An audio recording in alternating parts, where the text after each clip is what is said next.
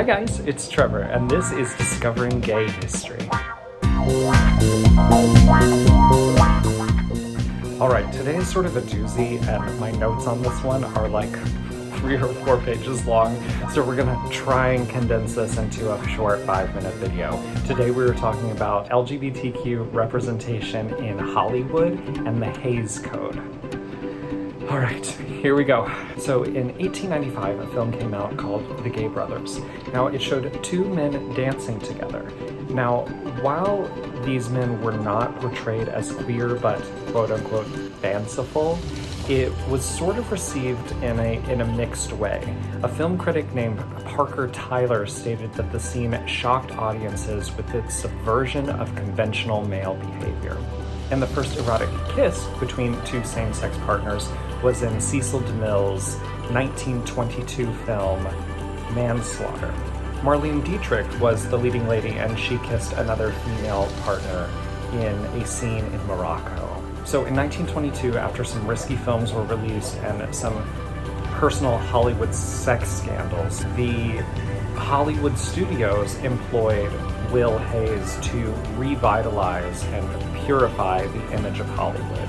And so he put together this code that Hollywood and producers and actors should abide by to revitalize the image of Hollywood. Now, it's popularly referred to as the Haze Code. Now, once the code was approved and finalized, it was implemented in the United States Hollywood films from 1934 all the way to 1968.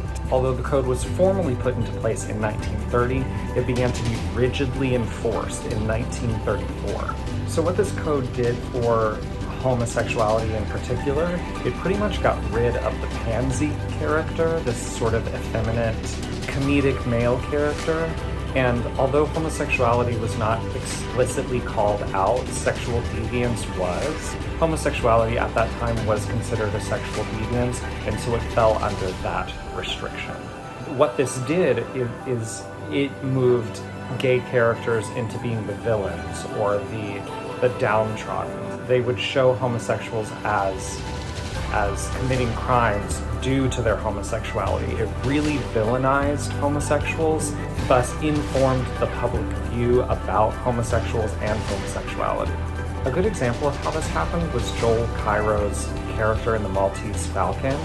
He was clearly homosexual, but because of the code, they had to make his sexuality incredibly vague.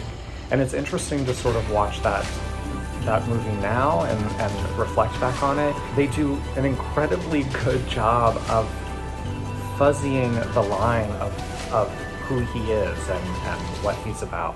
I'm gonna go through this list of things that were in the Haze Code that you could not depict on film, and girl, times have changed. Listen to some of these.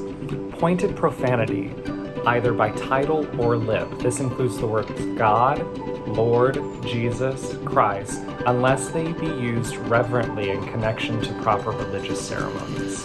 The illegal traffic of drugs. Any inference of sex perversion, homosexuality. White slavery. Sexual relationships between races. Sex hygiene. Venereal diseases. Scenes of childbirth. Ridicule of the clergy. Arson. The use of firearms, theft, robbery, methods of smuggling, a man and woman in bed together, deliberate seduction. I mean, the list goes on and on and on. Now, the first attempt to break away from the Haze Code, which sort of fizzled out and was later traded for the rating system that we know today, MPAA, was in 1970, The Boys in the Band. It was based off the play by the same name, and it was not received well, and it was criticized for its anti-gay stereotypes, and it depicted men unhappy and bitchy.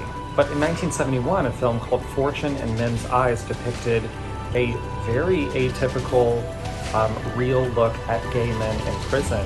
It portrayed these men in a non-caricature way. So as a result of that, the depiction of gay men and lesbian women in Hollywood media sort of morphed, especially going into the 80s. They depicted gay people as being complex and layered and while we're going through the 80s, we're ramping up into the AIDS crisis, and that really defined how Hollywood was going to portray gay people. But at the same time in the 80s, if the film was not specifically made for homosexual men or women, then homosexuals were portrayed as something to laugh at or pity or even fear. As mainstream American films began to depict the AIDS crisis, Americans' ideas about gay men were connected strictly to their relationship to AIDS.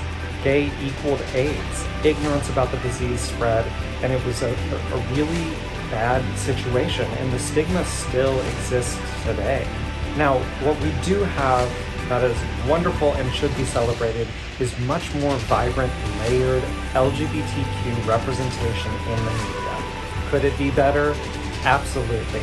But we have amazing, fully fleshed out human characters that are part of the community, and that's something that I hope we continue to see grow. All right, I think that does it. We'll see you tomorrow.